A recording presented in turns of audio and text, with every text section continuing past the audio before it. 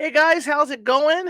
Back finally from my week's vacation at Disneyland. Had a blast. And for those of you that checked it out, I did go live on YouTube for the rides and stuff. So that's over on YouTube. But I'm going to be cleaning those up because, there are the things that get on the rides. You got all that. I just want to get right in there and show you. That way you guys can have an instant show to what we did and get a look at it. There's about 5 or 6 or 7 videos over at YouTube. Quick thing about the shows too is that this week it's going to be hit and miss. Where I'll have so far I have 2 live guests booked this week, and then probably the other 2 days maybe best ofs. I don't know yet, so we'll have to see how that goes because I'm behind because I was working so hard to get everything advanced for last week, so that you guys would have something to watch. That there was really no time to try and book this week. I was too busy trying to book last week. So what you'll end up getting is either I'm going to read live, or you'll get some best ofs for to watch. So yeah. Anyway, my name is Charlotte. I'm going to be your host for the next hour. I'm actually live tonight. See that? You can see me moving around. I just got back from Disneyland Friday, and I had a full rest day yesterday and a full rest day today. Heck of a trip, great trip. I got to thank Carrie Peoples and Monica Funk for all this, but mostly Carrie Peoples. Um, Stayed at the Grand Californian, and it was great, just great. Had a great time. So, welcome. Tonight is Sunday reading night, and I'm going to be reading from the Salem Witch Trial book by Rebecca F. Pittman. And it's an interesting read. It's hard sometimes because it is written in old timey English, so the words aren't even like do is DOE, like dough, and there's different things that they have there in there that throw me off when I'm reading it. Plus, I've got contacts, obviously, not my glasses, but these contacts are temporary contacts, so they're not quite my prescription. So I may have to make adjustments on what I'm reading tonight. But this is my first live show in 2 weeks. It's good to be here. It rained last week. I know it rained here in Sacramento last week. Where then when I was down in Disneyland, it rained last Monday too, and then we ended up going back to the hotel because our feet got soaked. We weren't prepared for that. But I am gonna the videos that I do have up on YouTube of the trip and the rides. I'm gonna clean them up so that it's a lot more better flowing thing. So I'm gonna clean those up for you guys. But anyway, like I said, just bear with me this week because I was in Los Angeles the last week and I didn't have time to send out letters to try and get bookings for the show or anything like that. So I'm behind. So I've got tomorrow at 11 a.m. Ruth Roper Wild is going to be with us talking about British ghosts, and she's had done books on maps to British ghosts to show you where they are and stuff. So she's going to be on with us at 11. She was supposed to be on a couple weeks ago, and then she got sick, and then I had to read that day. But she's going to be with us tomorrow at 11. And I also have a guest scheduled for Wednesday, and I may have a guest scheduled for Thursday. If not, I'll probably either read or do a best of show because I'm behind. Like tonight, I'm going to stay up and I'm going to work and get letters out to get guests going again so we can get the flow going again with the show and guests. Hello, Pamela. I see you in the chat room. Anyway, I'm live for the first time in a long time. Like I said, and I'm real excited to be back. Kind of wish I was still at Disneyland. It's kind of addictive to be there, but maybe things start rolling for me and I can get back, or Disney World or whatever. So again, tonight is Sunday reading night, so you don't have to sit there and watch me lean over the book reading it. You can always go have your dinner with your family and just listen, or you can do laundry or do your dishes or do whatever it is you're doing in your house and just sit back and relax. Sit by the fireside, put your fuzzies on, and listen as I read the book. Okay, I believe where we left off, and I'm trying to remember because it's been over a week, that they had arrested several more people on suspicion of being witches, and they were starting to bring them in for the questioning. So that's, I think, is where we're at right now. So bear with me. Let me get my tablet open, and away we go. And yeah, let's get the show on the road. Back home and doing it. But like I said, there's several videos on YouTube. I did go live at Disneyland on the rides, also California Adventure. And so there's several videos sitting on YouTube, but there's stuff I want to clean up. Make it nice and smooth for you guys to see. That's my first time ever shooting live on rides like that, so just that gives you a handle on it.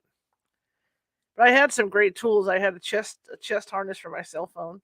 The head harness didn't come. It's too bad. I probably could have used that. I had a chest harness for my cell phone, which worked out really well. So it was kind of fun. It was fun. So my old antiquated tablet is warming up right now. And I'm going to read for about an hour in this book. I tend to struggle, like I said, because it's written in old timey English, so stuff does throw me. So I might reread a page or something weird like that and make mistakes. There's a lot of mistakes I do with this book, but it's a great book. I mean, she really Rebecca F. Pittman is really detail oriented, and she goes into a lot of detail about the trials. She's done her research, and a lot of the stuff that I'm reading off of is her research. In the archives, and sometimes it's not even that. Sometimes there's pages missing in the stuff that she's got, and she's just trying to formulate it into a book format. So, okay, here we go. I'm going to start a wish list too, you guys. Because I could really use an iPad or a new tablet, like an 8-inch. That would be really great. Let me see what I can do here. Okay, we kind of left off in the middle of a chapter, if I remember right. Because I remember the last time I read this was like 2 a.m. on the Saturday before I left to go to Disneyland. So I'm just trying to remember where I was. And FYI, I did have a couple of chocolates. The hotel would bring us chocolates every night when they turned over the sheets. So that was nice. So I had some chocolates, and I think we're going here. Okay, so here we go. Okay, so we were in chat. Okay, this is the history and haunting of Salem, the witch trials, and beyond. And we're about 47% through the book. So tonight we just might hit halfway through the book. Okay, so here we go. The men who sat at the bar were flying by the seat of their pants, relying on previous manuscripts from England and elsewhere that outlined the criteria for finding a witch guilty, which was whittled down to the touch test, reciting the Lord's Prayer verbatim, the finding of witch marks upon their bodies, and that more than one witness to the act. Increase Mather had done away with the witch test, as he found it inconclusive and barbaric. Above all, a confession was the most desired evidence, especially as spectral evidence was becoming increasingly problematic. Thomas Farrar Sr. was another Lynn resident with a history of drunkenness. At 75 years of age, he numbered among the older accused witches.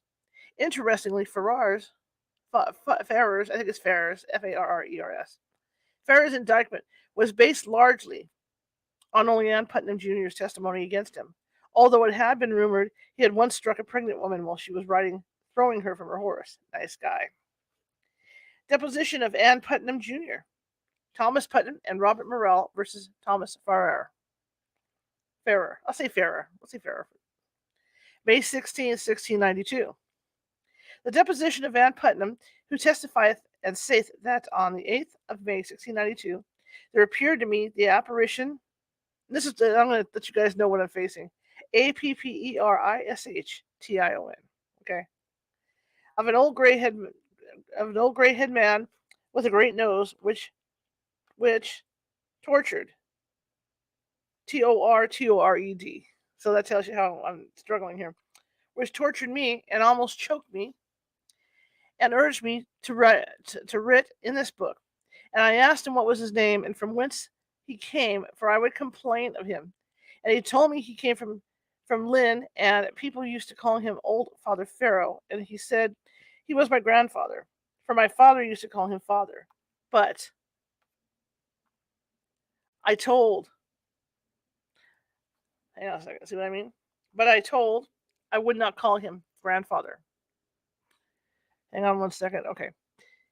I would not call him grandfather, for he was a wizard, and I would complain of him.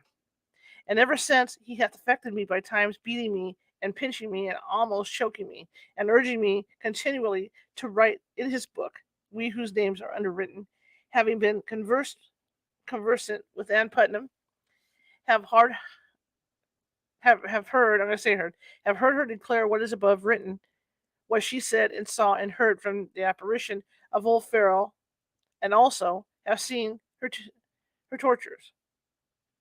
I'm just going to say it. And perceived her hellish temptations by her loud outcries. I will not write, old Pharaoh. I will not write in your book. Thomas, and asterisk with Thomas Putnam, Robert Morrell. Mary Witheridge had the misfortune of being the daughter of Sarah and William Buckley. When her husband Sylvester Witheridge died, she moved in with the Buckleys along with her two small children, Elizabeth Hubbard. Elizabeth Hubbard was the most vocal at Mary's short inquisition, stating, I have a considerable time been afflicted by Mary Witheridge, but on the 18th May of 1692, being the day of her examination, Mary Witheridge did most grievously torment me during the time of her examination. For if she did but look upon me, she would strike me down and almost choke. Also on the day of her examination, I saw Mary Witheridge or her appearance most grievously afflet and torment Mary Walcott, Sarah Bibber, and Ann Putnam. And I believe in my heart that Mary Witheridge is a witch, and that she has often afflicted and tormented me and the aforesaid persons by acts of witchcraft. Rebecca Jacobs. Rebecca was the wife of George Jacobs Jr., another of the Jacobs family to be summoned before the magistrates, in Salem Village on May 18, 1692.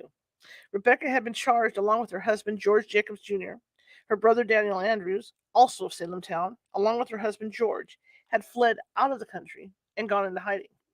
When Constable Jonathan Putnam knocked on the Jacobs' door, it was Rebecca who answered it, standing there in a confused state, along with her 4 children, ages 2.5 years to 15 years old. Rebecca had been unbalanced for some time. Her mother stated that Rebecca was a woman crazed, distracted, and broken in her mind, probably based on her apparent distractedness, along with the fact that George Sr. and Margaret Jacobs, who had confessed to witchcraft, were imprisoned, and that they had a warrant for George Jr.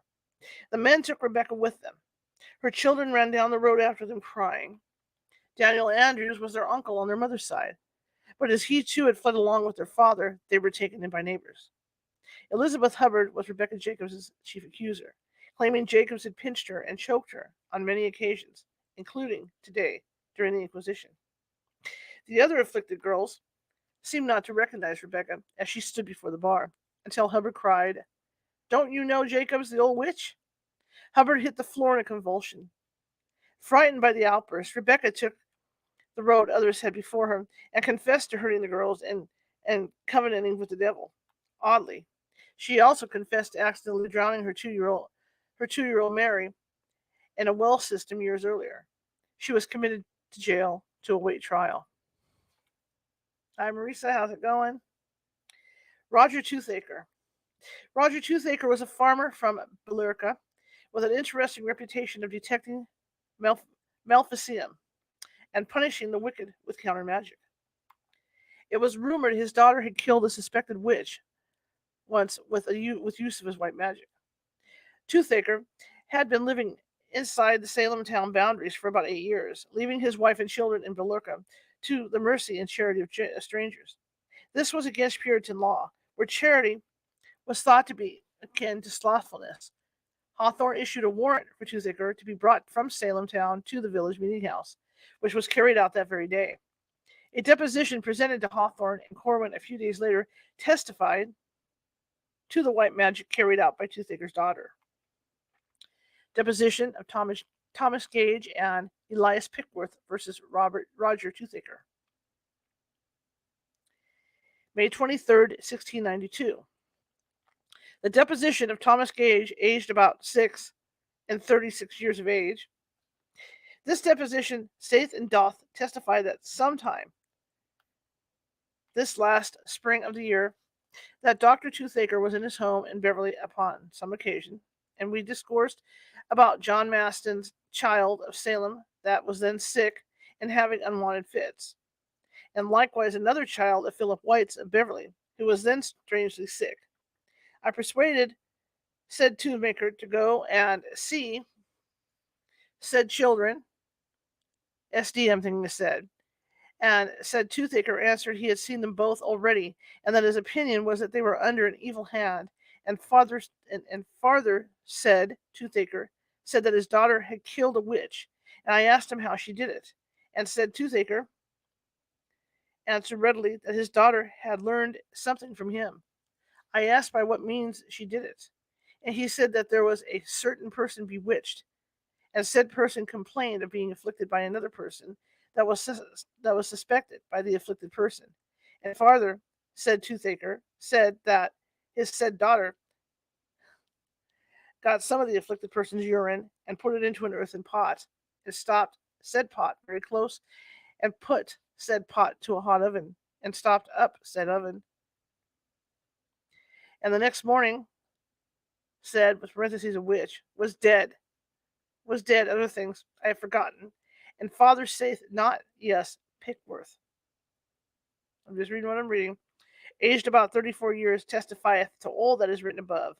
Reverse, sworn by Thomas Gage, Salem Village, May 23rd, before us, asterisk, John Hawthorne, assist Jonathan Corwin, and assist. The Nonsuch arrives. On May 14, 1692, the fleet from England headed by the frigate Nonsuch sailed into Boston Harbor. Governor Sir William Phipps and Increase Mather were triumphantly escorted to the townhouse on High Street, where a candlelit ceremony was to take place, instating Phipps as the governor of Massachusetts. As it was a Saturday, the festivities were cut short as the sun began to set, heralding the Sabbath. The formalities would have to wait. The two men were ceremoniously led to their waiting families in Boston's North End without the usual fanfare of volley rounds and bugle blasts, again due to the ensuing Sabbath. The charter was finally home in Boston. The legal means to condemn a witch to death now loomed above the heads of those waiting in prison, some of them for months. Before the first trial could take place, however, more witches were arrested and brought to Salem Village. Okay, moving right along. Chapter 25, Homecomings and Heartbreaks. Sometime in mid-May, during all the arrests and hearings, the specter of Abigail Soames began torturing Mary Warden as the girl sat in prison. Abigail was a Salem town resident who had once lived in Gloucester. The 37-year-old woman's shape was so unrelenting in its attack on Mary Warren that Hawthorne and Corwin issued a warrant for her arrest immediately.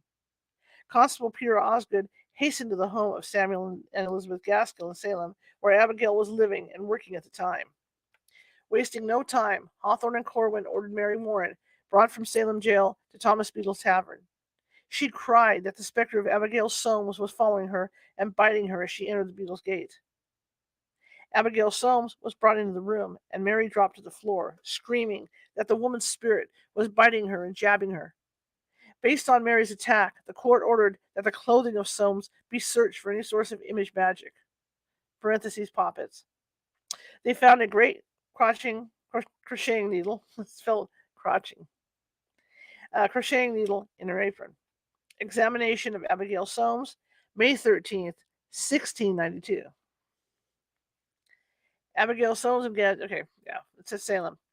Upon the glance of her eye, she struck Mary Warren into a dreadful fit at her first appearance, and said Warren continually, crying out that it was this very woman, who she knew her not before, only affirmed that she herself, an apparition, was told her that her name was Soames, and also did affirm that this was the very woman that had afflicted her all this day and that. She met her as she was coming in at the gate, and bit her exceedingly. At her first examination there, examining there was found in her apron a great botching needle, about the middle of it near her belly, which was plucked out by one of the standers by order of the magistrates, which the said Soames affirmed she knew not how it came there. Mary Warren affirmed that she had never saw the said woman before, only in an apparition, and then she told her that her name was Abigail Soames, and that she was sister to John Soames of Preston Cooper, and that she lived at Gaskell's, and that she had lain bedridden for a year. Being asked whether she was sister to John Soames, she answered peremptorily that she would not tell, for all was false that Warren said. Furthermore, Warren affirmed that she told her that she visited the said Soames. That she visioned the said Soames was the instrumental means of the death of Southwick Upton, where Seb Soames, casting her eye on Warren, struck her into a dreadful fit, and bit her so dreadfully that the like was never seen on any of the afflicted, which the said Warren charged Soames with doing off, saying that said Soames told her this day she would be the death of her. Further, Warren affirms that the said Soames, ran 2 pins into her side this day, which being plucked out, the blood ran out after them. Goody Gaskin, being present at this examination, affirmed she had kept her bed for most of the parts for at least 13 months. Warren further affirmed she told her that when she did go abroad, at any time it was in the night, which Goody Gaskin, being present, confirmed the same. That that was the usual time of her going abroad. Furthermore, Warren affirmed that this Abigail Soames would have had her to have made a bargain with her, telling her she would not tell of her being a sickly woman, she would not afflict her any more, and that then she should go along with her, for the said Soames told her she was her God. Upon which Warren answered she would not keep the devil's counsel. Soames told her she was not a devil, but she was her God. After this appearing 3 times more to her, she said at one of those times she was as good as God. Question: Mary, Warren, is this true? Answer: It is nothing but the truth. Soames being asked who hurt Warren in the time of her fits, she answered, it was the enemy hurt her. I have been said she myself distracted many a time, and my senses have gone from me, and I thought I have seen many a body hurt me, and might have accused many as well, as she doth. I really thought I had seen many persons at my mother's house, at Gloucester, and they greatly afflicted me, as I thought. Soames being commanded, while Warren was in a dreadful fit, to take Warren by the hand, the said Warren immediately recovered. This experiment was tried 3 times over, and the issue the same. Warren, after recovering, being commanded to touch the said Soameses, although she although she essayed several times to do it with great earnestness, she was not able, but fell down into a dreadful fit. Upon which the said Soames, being commanded take Warren by the hand, she immediately recovered her again. Warren affirming she had felt something soft in her hand (her eyes then being at first shut), which revived her very heart. Warren being asked what the reason was she could not come to touch Soames, affirmed she saw the apparition of Soames come from her body, and would meet her and thrust her with violence back again, not suffering her come near her. Sometimes Soames would say it was distraction in talking. She would often laugh, upon which laughing the afflicted person would presently fall into a fit. Soames being asked whether she thought this was witchcraft, or whether there were any witches in the world, answered she did not know anything, but said it was the enemy or some other wicked person, or the enemy himself, that forces persons to afflict her at this time. Presently this Warren fell into a trance, coming out of which she affirmed that Soames told her in the time of her trance that she would thrust an awl, it's AWL, into her very heart, and would kill her this night. Soames could never cast her eye upon Warren, but immediately she struck her down, and one time she affirmed said Soames struck her such a blow and almost killed. I got a scratch here. Sorry, guys. And almost killed. Okay, as almost killed, which made the said Warren break out into abundance of tears. Soames, being charged with it, instead of bewailing it, broke forth into laughter. Warren also afflicted by the ringing in her mouth, after a strange and excuse me, after a strange manner. We're going to leave it at that. Soames being commanded to look upon her in that fit, peremptorily answered she would not. Same being by being ordered to turn her face about to look on the afflicted, which being accordingly done, she shut her eyes closed, and did not look on her being then ordered to touch her.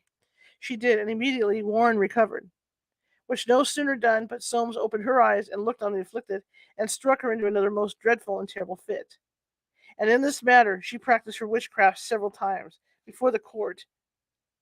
Mary Warren, looking on her, affirmed this to be the very woman that had so often afflicted her during the examination, and charged her with it to her face. Sometimes, during the examination, Soames would put her own foot behind the other leg, and immediately Warren's legs would be twisted (reverse), that it was impossible for the strongest man there to untwist them, without breaking her legs, as was seen by many present.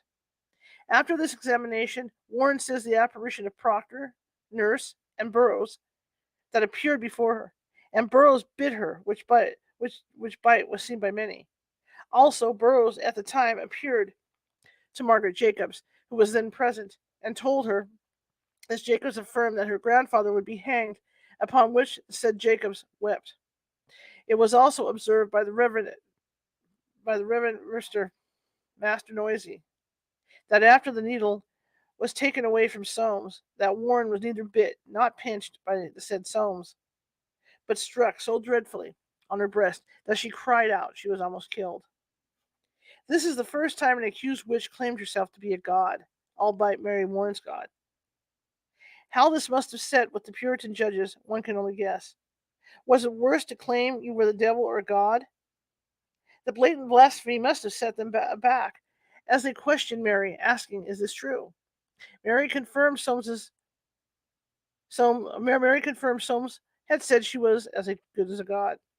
Upon hearing Mary's claim that George Burroughs' spectre had prophesied that George Jacobs Sr. would hang, Margaret Jacobs broke down and sobbed. Margaret was still in jail, saying that specters were still tormenting her. But, as the reality of where she was and all the lies she had proclaimed against her fellow neighbors overwhelmed her, she broke down. It was evil to bear false witness against thy neighbor. How much viler was it when those lies might result in their deaths?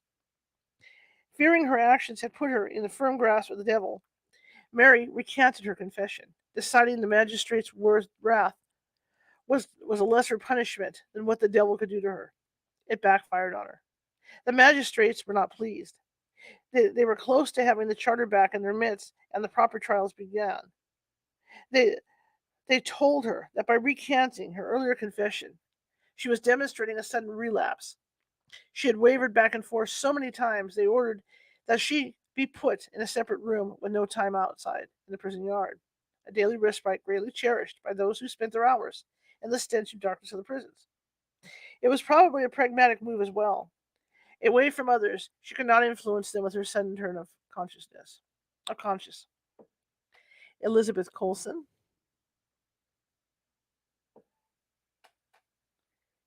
Elizabeth Colson was one of the names on the arrest warrants handed out 2 days earlier. Susanna Sheldon had claimed the specter of Colson, along with George and Rebecca Jacobs, had threatened to stab her, and indeed claimed that Jacobs had wounded her on her left side. When reading, Constable John Parker showed up and pounded on Elizabeth Colson's door, he found she had fled, and guessed she may have headed to Boston to jump aboard a ship. Martha Carrier.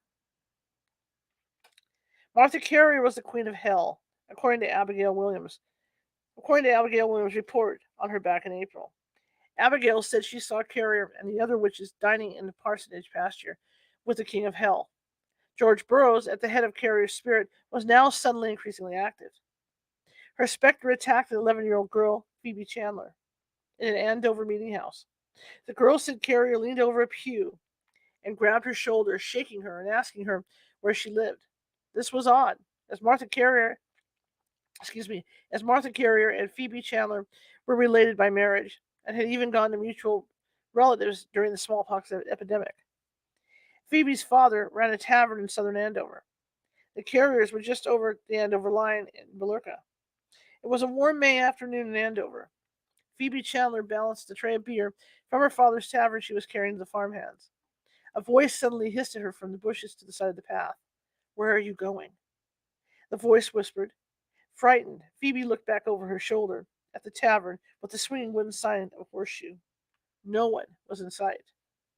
Phoebe broke into a run, foam sloshing from the mug she carried, and told the farmhands what had happened. It was Martha Carrier's voice she heard. That's what she told them. But Martha was in prison in Boston. That meant she had sent her witch shape to torment the girl.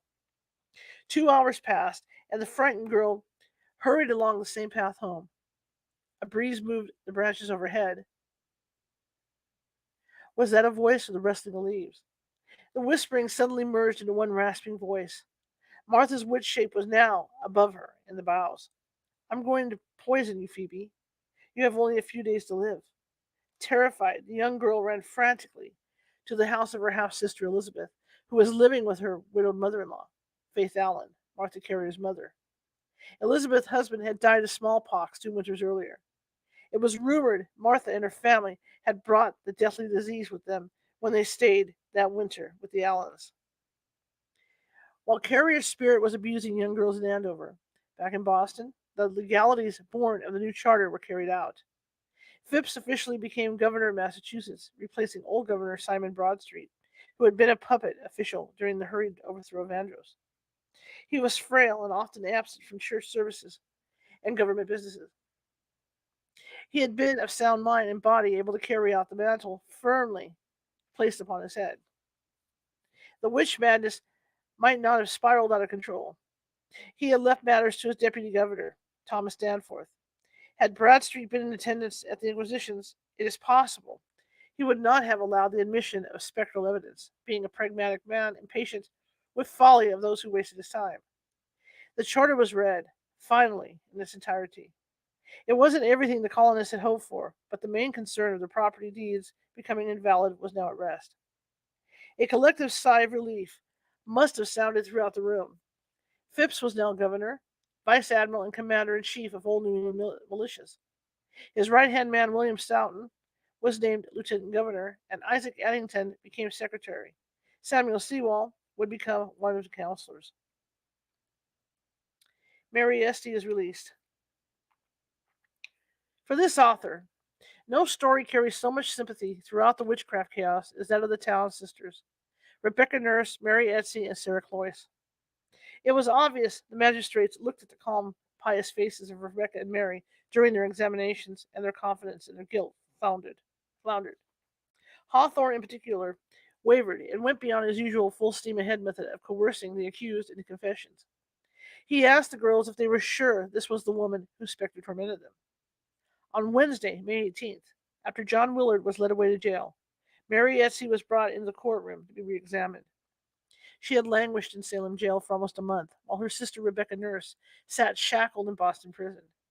Mary was almost 20 years younger than her sister, and had left behind a large family in Topsfield, 8 boys and 4 girls. Little Geoffrey was only 12. Her husband Isaac had been steadfast in proclaiming her innocence.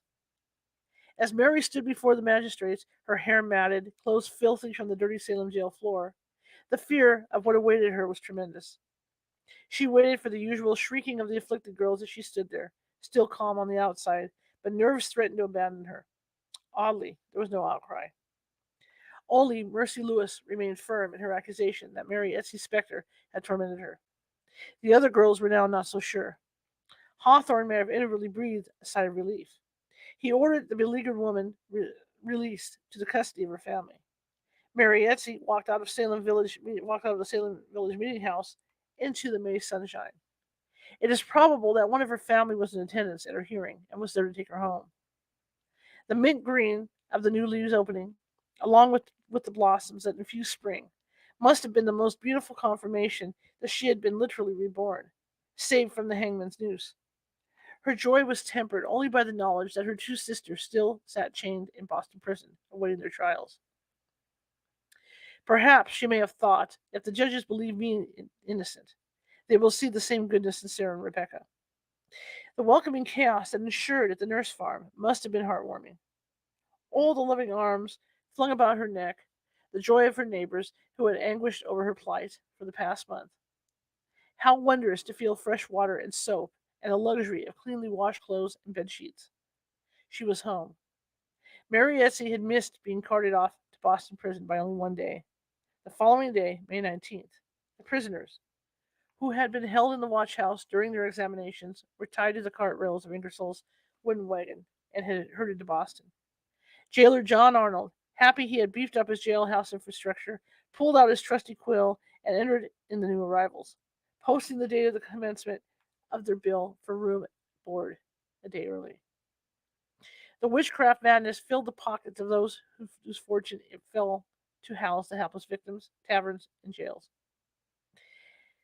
Beadles and Ingersoll's taverns, along with others, saw their coffers fill as they fed the magistrates and spectators, filling each seat for every inquisition. In the back of their minds, they were no doubt aware that the circus was just getting started. The real trials would start the madness all over again. As John Willard, Sarah Buckley, Mary Witheridge, Rebecca Jacobs, Roger Toothaker, Elizabeth Hart, and Thomas Farrer Sr. were looking about in honor of their new accommodations in Boston prison. A full moon rose through the treetops. It hid its head, perhaps in shame, as pregnant clouds scudded across its face. Thunder rumbled overhead as Mercy Lewis lay in bed staring at the shadows darting about the ceiling from the thrashing trees outside her window. She was staying with Thomas Putnam Jr.'s cousin, Constable John Putnam, who lived nearby. Ann Putnam Sr., who had been somewhat quiet since March, was now suffering attacks from the specter of John Willard, even though he was freshly ensconced in Boston prison. John and Hannah Putnam had lost an infant daughter the month before to witchcraft. They believed. It is unclear why Mercy was now living with them.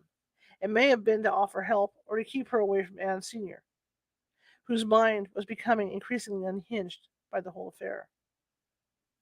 On May 20th, only one day after Mary Etsy had been released and gone home, Mercy lay in the darkness, watching the shadows, intermittent moonlight sending crazy shapes flying about the room. They had let Mary Etsy go, she fumed. She was home, even now. Celebrations and loving embraces shrouding the woman she had cried out against. The magistrates hadn't listened to her this time. She had been cast aside as witness. What if the other girl's silence came back against her? Would the court think she had made it up alone? Suddenly the girl curled up in pain and yelled out. Hannah Putnam was the only adult present, as her husband John was in Salem Village's meeting house, helping the magistrates record depositions against Sarah Bishop and Roger Toothaker. That would be needed for their upcoming trial. Mercy's pain suddenly changed to a strange muteness. The girl lay pinned to her bed by some unseen force. Hannah asked Samuel Abbey, a neighbor who stopped by at 9 that evening, to fetch young Ann Putnam Jr. from her home down the lane. Perhaps Anne could see into the invisible world and tell them who was harming Mercy. Abigail Williams and Anne Jr.'s 20-year-old cousin Sarah Trask, who had not joined the ranks of the afflicted, accompanied Anne and Abigail back to John Putnam's house. As the moon dipped in and out of focus, Anne claimed she saw the specter of Mary Etsy following them. She and Abigail said Etsy told them she was taking her revenge on Mercy for still testifying against her at the re-examination. When they entered the room where Mercy Lewis lay spellbound, Abigail and Anne wasted no time in seeing the specter of Mary Etsy, along with John Willard and Mary Witheridge, choking and attacking Mercy Lewis as she lay helpless in the bed. At that time, Mary Walcott also entered the room. The three specters flew at the girls in rage. Etsy claimed Mary Walcott had blinded the other girls during the re-examination the day before, and only Mercy Lewis could see that she was really a witch. Etsy then set upon Mercy again and choked her with a chain. The witnesses in the room watched as Mercy fought for her life for hours. She cried out finally, "Dear Lord, receive my soul." As the others watched, some in horror, some perhaps in appreciation of the grand performance, Mercy screamed, "Lord, let them not kill me quite." Her eyes flying open, she begged Abigail and the others in attendance to pray for the salvation of my soul, for they would kill me. She claimed the spirit of Mary Etsy had threatened she would kill her before midnight. By the time John Putnam arrived home with Marshal George Herrick and Benjamin Hutchinson, Mercy's room was filled with concerned neighbors. The girl looked close to death. The men were told of Ann Putnam Jr.'s and Abigail Williams' testimony that it was Etsy Willard. That it was Etsy. Willard with Witheridge who was attacking Mercy, and they had attacked them as well. Hearing of the midnight deadline for Mercy's demise, and remembering the death of Daniel Wilkins, Putnam, Herrick, and Hutchison agreed the only thing to be done was to quickly arrest Mary Etsy and return her to jail. They ran to Judge Hawthorne in Salem, and he signed the arrest warrant. It may have been with a sinking heart, riddled with guilt that he had let a witch go free, and now a poor girl was at death's door. Marshal Herrick hopped his horse and rode through the turbulent night to Topsfield. The horror at seeing him as he handed Isaac Etsy the arrest warrant for his wife Mary Etsy, on the grounds that she had tormented Mercy Lewis, Abigail Williams, Ann Putnam Jr., and Mary Walcott, must have been knee-buckling. This couldn't be happening. Mary was going back to prison. She had been free only 3 days. Back at the John Putnam house, Elizabeth Hubbard, not to be left out, arrived and was duly attacked by Etsy Willard, and Witheridge. She ramped up the ante by declaring more witches had flown into the room and joined in the attack above the bed of the dying Mercy Lewis.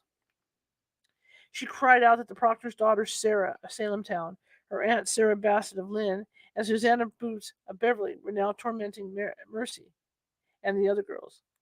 At some point, Sarah Proctor's specter must have straddled her pole and headed over to Susanna Sheldon's home, where she and her neighbor Elizabeth Ruth were tortured by Sarah. Her parents, John and Elizabeth Proctor, who were chained in the Boston prison, and Daniel Andrews, who was still at large. Marshal Herrick returned at midnight, out of breath from his ride through the moonlight, hoping to find the young girl alive. He quickly informed her that Mary Etsy was once again in custody, hoping it would cure Mercy of her pains. To everyone's terror, she cried out that Etsy was standing before her, threatening her with a winding sheet. And in parentheses to explain that, the sheet the dead are wrapped in for burial. Quote, I had rather go into the winding sheet than set my hand to the book. Unquote. Mary cried. Nauseated and racked with convulsions, she appeared to grow weaker. The next morning, Saturday, May 21, Putnam's neighbors found the authorities and told them the girl was barely alive. Etsy's specter had tortured her all night. As Mary Etsy sat huddled in the Salem jail, mentally beaten down and frightened, the last degradation was added. The jailer unceremoniously entered the room and clamped 8 pounds of shackles on her veined ankles. Her freedom, so shortly lived, was over. Mary Etsy would never go home alive again. Almost the moment the chains were attached to Mary, Mercy miraculously recovered. Her seizures ceased, and she lay calmly after 2 days of anguish. Based on the girls' complaints of the specters they saw in Mercy's room, John and Thomas Putnam, Jr. entered complaints before Hawthorne and Corwin against Sarah Proctor, Sarah Bassett, and Susanna Roots. Susanna Sheldon continued to be tormented by the specter of Sarah Proctor, who came to her along with the two fugitives, George Jacobs, Jr. and Daniel Andrews, and told her to sign the Devil's Book. When she refused, she claimed the 3 ghosts struck her until she was deaf, dumb, and blind. They left her in a darkness deeper than the oncoming night, she said later. Darkness deeper than the oncoming night could not have been more deeply felt than by those sitting in the squalor of their stone rooms. Back in Topsfield, Mary Etsy's family cried. Some ranted against the unfairness of the system that had returned this angel to the misery of the jail. All in all, it was a feeling of utter hopelessness. Speak out, and you could be accused of witchcraft as well. The nights were long. There would be many, many more before the gavel was finally silenced. Chapter 26. The Court of Oyer and Terminer. Mary Etsy had been in Salem's jail 1 day before she was ordered to be brought before the magistrates for yet another examination. The charges this time concerned the heinous torture of Mary Lewis. Hawthorne had first ordered Mary to be brought to Beadle's Tavern in Salem town to save himself a trip to the village. But there were so many new arrests since her imprisonment that he once again saddled his horse and made his way, along with his trusty sidekick Jonathan Corwin, to the chaos of Salem Village's meeting house. The magistrates must have wondered, as they settled themselves into their familiar seats at the front of the room, just how many other times they would be summoned to hear witch accusations. It was the same excited faces they saw seated in the pews, the same hysterical victims writhing on the barren floor, and the same scribes scribbling furiously away on crackling parchment. The smells were the same, perspiration mixed with dust, and the odor of field hands fresh from the plows. Light, speckled with floating particles of dust, danced through the diamond-paned windows when they weren't blocked with people perched upon their sills. A gavel or rock banging on the wooden table for quiet, and the screams of witch would soon fill the air. Outside Essex County, the rest of the world went on, happy with boring routine. That was the 17th century in most Puritan households. Poppets were nothing more than dolls, and a sick animal's affliction was due to the heat or eating something that didn't agree with it. Babies died because it was an all too common reality of an era without proper hygiene and medical facilities. Children acted out, but were punished with extra chores or additional Bible reading and repentance. A pole was a stick or a broom handle that was as innocuous as a piece of paper. not a carrier of evil shapes, through the night. Salem Village had rewritten the book on what was innocent and what was not. Marietti stood in hopeless resignation before the magistrates. Opening prayer was interrupted as all the girls showed signs of being choked, yet remained silent. When they found their voices, they cried out that Goodyetti was stabbing them with a spinning wheel spindle, one that had conveniently been missing from a house in the village. One of the clever girls had secreted the spindle in her clothing. She lunged at Marietti's spectre to wrestle the spectral spindle away. Triumphantly, she held the real spindle aloft, where all agreed it was the missing item. Even after the spindle was safely locked away, the girls claimed they saw it in Marietti's spectral hands. In the classic story of Sleeping Beauty, the evil queen uses a spindle to cast her spell of death upon the princess. A prince's kiss of true love awakens and saves the heroine. There would be no salvation on this earth for Marietti. Etsy was led from the room.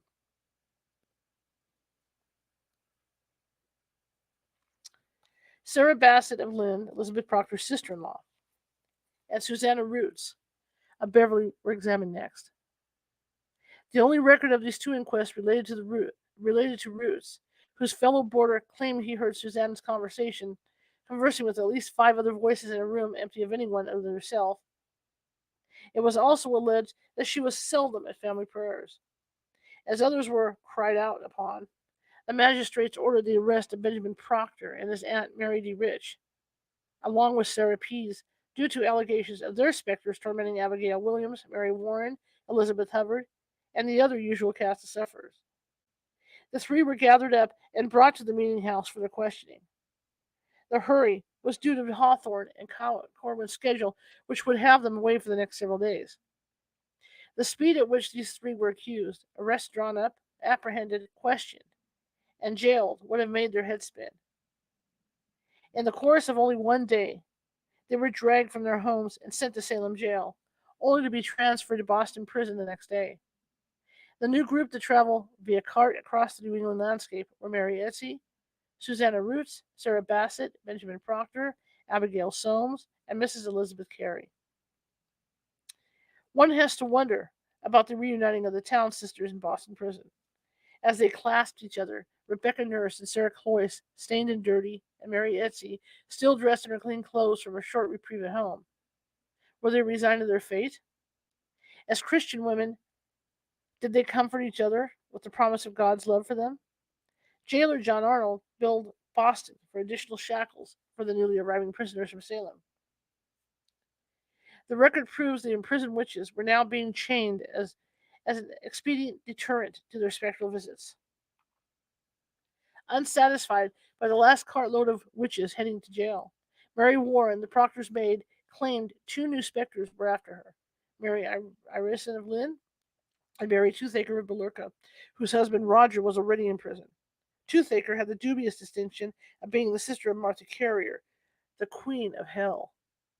Apparently, Mary Toothaker's specter came to Warren with all the accoutrements needed for a burial: a winding sheet, a coffin, and grave clothes.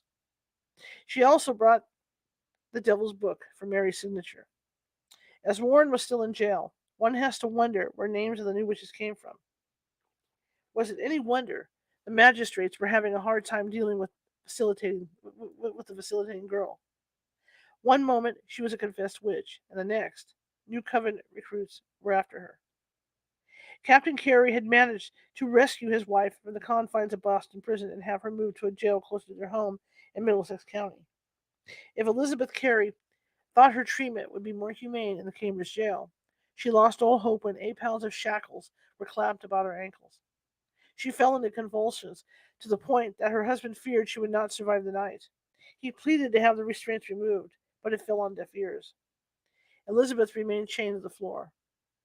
Thursday, May 26, saw some newcomers to the Salem Village lecture day at that meeting house. The new charter had arrived in Boston, and all were excited to hear what would happen next. Many who had feared losing their land rights when the charter was revoked were particularly eager to hear good news for the change. Most were there to hear the latest on the witches. If they were looking for more drama, they didn't wait too long. Mercy Lewis, Mary Walcott, and Ann Putnam Jr. screamed they were being attacked by new specters. Those of Mrs. Bradbury of Salisbury, Goody Rice of Reading, Goody Reed of Marblehead, and Goody Fosdick of Malden. Another woman in attendance at lecture day, Mary Marshall of Reading, joined in with the girls, claiming the specters attacking them. Goody Fosdick's specter claimed she was also responsible for hurting the black woman working for the Putnam's relative, Peter Tufts. The Court of Oyer and Terminer, May 27th, 1692, though already sweltering in the late May heat, found a certain type of relief. For Salem and the neighboring towns that had been overridden with witches riding throughout the night skies on poles, picnicking in the parsonage's pasture, and choking, pinching, stabbing, and murdering hapless victims everywhere, the final appointment of a legal court appeared as a rescuing cavalry. Now the trials would ferret out those who were guilty of witchcraft, and they would hang. Governor Phipps had wasted no time in swearing in his dream team of authorities to oversee the proceedings. Secretary Isaac Gaddington and other counselors became justices of the peace, along with some magistrates, including John Higginson Jr. and Dudley Bradstreet for Essex County and Thomas Danforth for Middlesex. To expedite the trial proceedings, the jails were becoming overly crowded. Phipps called a special court, called the Court of Oyer and Terminer, meaning to hear and to determine. The foundation of this court was based on laws of England, not Massachusetts. Phipps had been appointed by the King of England to sit as governor of Massachusetts, and he would, therefore, make sure the trials followed the ways of the sovereign. Justices Nathaniel Salenstall of Haverhill, Peter Sargent, John Richards, Waite Still Winthrop, and Samuel Sewell of Boston, and John Hawthorne, Jonathan Corwin, and Bartholomew Gedney of Salem were all put beneath the supervision of Lieutenant Governor William Stoughton of Dorchester as acting Chief Justice. Stephen Sewell, the brother of Samuel Sewell and Betty Parish's host, was elected clerk of the court. Thomas Newton became the King's Attorney General. George Corwin of Salem, son-in-law to Justice Bartholomew Gedney, and nephew of Justices Corwin and Winthrop, was elected to a new office, replacing his former station as marshal. He was now sheriff of Essex County. He was only 25 years of age at the time of his election. George Herrick carried on as deputy sheriff. Before the trials could begin, the girls remained active in their accusations of more and more people. Complaints were made out and arrests were made for Wilmot Reed of Marblehead, Sarah Rice of Reading, and Elizabeth Howe of Ipswich. On May 30th, Philip English was finally located at his friend George Hollard's house in Boston. Deputy Marshal Jacob Manning picked him up and handed him over to Sheriff George Corwin. He had managed to hide out for a month, reportedly behind a pile of laundry in the cellar of his friend's house. For a wealthy merchant of Salem town, it had been humbling 4 weeks. Now it was a terrifying transfer from Boston to Salem. On this same day, Bridget Bishop's case was being compiled against her. Hawthorne and Corwin recorded the myriad dispositions against the former tavern owner and accused witch. The last day of May saw a few new faces seated at the head table of the meeting house in readiness for the questioning of the newly accused witches. Bartholomew Gedney and General Thomas Newton were in attendance. Newton, in particular, was surprised at the proceedings, even though he had witnessed witch trials before. Quote, "I have beheld most strange things," he wrote, "scarce credible but to the spectators." End quote. Was this a hint of his excuse me, was this a hint of what was going to go on, or what the girls' antics were? Sorry, I fumbled the word. Reverend Henry Gibbs was also there from Watertown and wrote that he wondered at what I saw, but how the judge and concluded, "I am at a loss." Judge Jonathan Corwin was Gibbs's stepfather. Perhaps it took the cooler heads of the men outside the fray to view the court's proceedings with some objectivity. Philip English was brought into Lion's Den and accused of tormenting Mary Warren and Elizabeth Booth. Compared to many of the other complaints against menacing witches, English's were mainly spectral evidence and against only 2 of the afflicted, one of them in jail as a confessed witch. Granted, English was not a popular man among many with whom he had conducted business. He had bought and sold many properties in the Salem area and repossessed many. He had also been a constable in charge of tax collection, another role that brought few fans. His wealth and style of living may have flown in the faces of the many he outshone. Sarah Rice and Mary Toothaker were questioned next. No records of the questioning remain. Sarah was a longtime friend of accused witch Lydia Dustin. William Proctor, son of John and Elizabeth, is believed to have been examined that day as well, along with Captain John Flood, who had been arrested 2 days before. Flood had 3 strikes against him as he looked about him at the faces of Ann Carr Putnam Sr. and her husband Thomas. John had been the one to contest George Carr's will on behalf of the Carr and Putnam heirs. He had failed to get the results they so desperately hoped for. He had also failed in any attempt to save the villagers in York, Maine during an Indian attack. John Alden, Examination of John Alden, as published by Robert Califf, May 31st, 1692. John Alden Sr. of Boston, in the county of Suffolk, mariner on 28th of May, 1692, was sent for by the magistrates of Salem in the county of Essex, upon the accusation of a company of poor distracted or possessed creatures or witches, and being sent by Mr. Stoughton, arrived there the 31st of May and appeared at Salem village before Mr. Gidney, Mr. Hawthorne, and Mr. Kerwin. Those wenches being present, who pled their juggling tricks, falling down, crying out, and staring in people's faces. The magistrates demanded of them several times who it was of all the people in the room that hurt them. One of these accusers pointed several times at one Captain Hill, there present, but spake nothing. The same accuser had a man standing at her back to hold her up. She stooped down to her ear. Then she cried out, Alden, Alden, Alden afflicted her. One of the magistrates asked her if she had ever seen Alden. She answered no. He asked her how she knew it was Alden. She said the man told her so. Then all were ordered to go down to the street, where a ring was made, and the same accuser cried out, there stands Alden, a bold fellow with his hat on, before the judges. He sells powder and shot to the Indians in French, and he lies with the Indian squaws, and has Indian papooses. Remember, that's all from the book. Old-timey language. Don't get me on it. Then was Alden committed to the marshal's custody, and his sword taken from him, for they said he afflicted them with his sword. After some hours, Alden was sent for the meeting house in the village, before the magistrates who required Alden to stand upon a chair to open view of all the people. The accusers cried out that Alden did pinch them.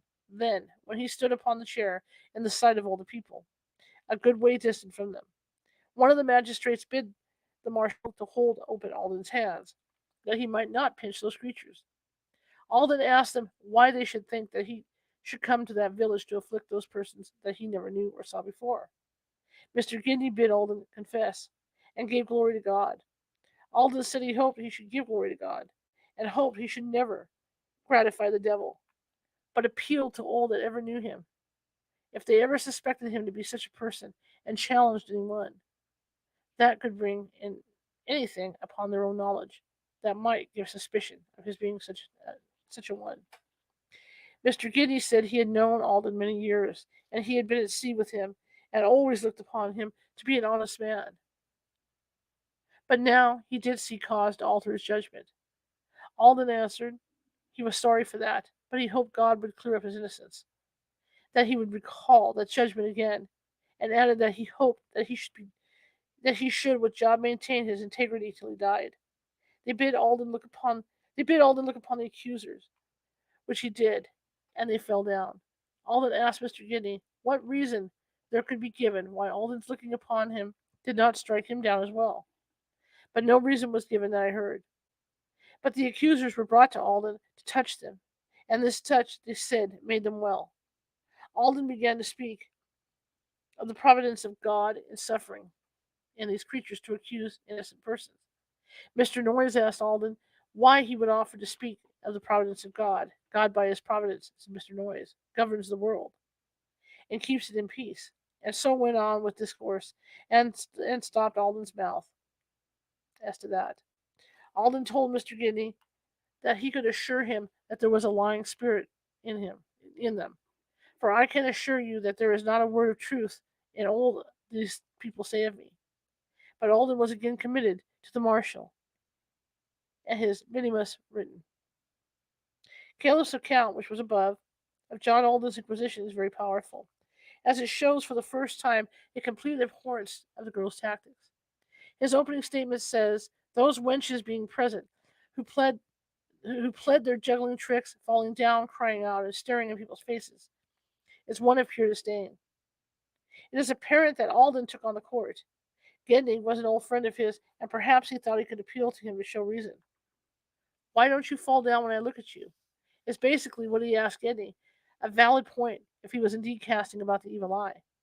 His responses to Reverend Noyes likewise failed to impress. He was denied bail and held over. Martha Carrier was next. As expected, the Queen of Hell was met with much excitement and wailings. Okay, guys, that's it for this week. We will continue next Sunday, or we might continue during the week. Like I said, I'm behind on bookings right now because the trip. I had worked really hard at trying to get things secured for last week when I was gone. So um, I've got 2 bookings for this week so far. Oh, 3 with Nancy Matz, of course, on Friday. But there's 2 bookings that I still need to try and secure. So so I'm going to try and get some people on this, tonight. Because after I get done with this, I'm going to go ahead and start trying to find, other bookings. But like I said, it's going to be hit and miss this next week as far as bookings go and stuff because I was gone for a whole week. Didn't have access to my letters. But I want to thank you all for coming. And if you're new here and you're watching from Facebook, whether it's my Facebook page or whether it's the main Facebook feed, excuse me, or California Haunts Ghostly Events, please hit that like button and follow. Always looking for followers. If you're watching from YouTube, please please hit that subscribe button if you haven't done so already. We've got more than 500 videos sitting over there, and it's all different topics, and I think it'll be stuff you're interested in. So please, I'm looking to build up my subscribers over at YouTube. So if you can do that, that would be great. You can find me on YouTube, California Haunts Radio on YouTube. You can find us on TikTok at California Haunts, all lowercase letters. You can find me at Instagram, Ghosty Gal, all lowercase letters. Facebook, my name, or California Haunts Ghostly Events, or California Haunts Radio, or just California Haunts. You can find us under. And Twitter, we are Cal Haunts. That's all lowercase. See, we're everywhere. You can find us everywhere. Tomorrow at 11 a.m. Pacific, we are going to have Ruth Roper Wild with us, and she was sick the last time I had her scheduled. She assures me she's feeling better, so she will be with us tomorrow, and we're going to be talking about Ghosts of Great Britain. It's going to be kind of fun to talk to her about that. So I'm real excited. That will be a live show, okay? Because I'm starting back to lives, and like I said, it's going to be kind of hit and miss with the live shows here for the next week or so, but we'll get everything back on track. Anyway, I appreciate you all spending your Sunday evening with me, and I hope you all enjoyed it as much as I did reading. And tomorrow starts our next week and live shows. And I'm excited about that. And I do have live video that I shot via YouTube of the trips to Disneyland and the different rides. I'm going to, at some point, if not tonight, maybe tomorrow night, clean those up so that it's easier on the eyes, so to say. It was my first round doing stuff like that. So there's some stuff at the beginning of each ride that I don't like. So I want to change it out. So we'll make it easier for you guys. And I'm going to put together a compilation of what we did during the trip, including pictures of the hotel and all that good stuff. But thank you for coming tonight. I really appreciate it. If you like the show, share it with 5 people. If you hated the show, share it with 5 of your enemies.